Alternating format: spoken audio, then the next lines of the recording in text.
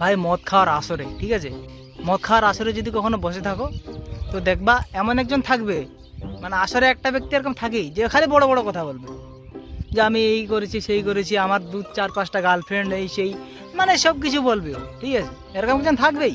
তো তোমার যদি মনে হয় যে না আর একটু নেশা খাওয়ার প্রয়োজন আছে, তোমার কাছে টাকা নেই, তো তুমি এই বুদ্ধিটা খাটাতে পারো।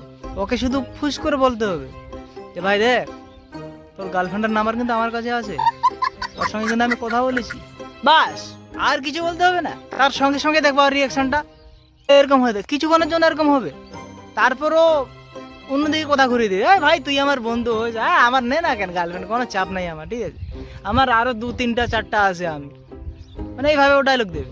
কিন্তু আসলে না, ওর গার্লফ্রেন্ড মারা আছে একটাই, যদিও বা থাকে আরো বেশি, তাহলে সেগুলো সব বৌদি। ও যে ওই পোজ নিয়ে নিবে কিনা এইভাবে, তার মধ্যেই দেখবো ওর বাড়ি নিচে ছুটে গেছে, একদম 100% গ্যারেন্টি।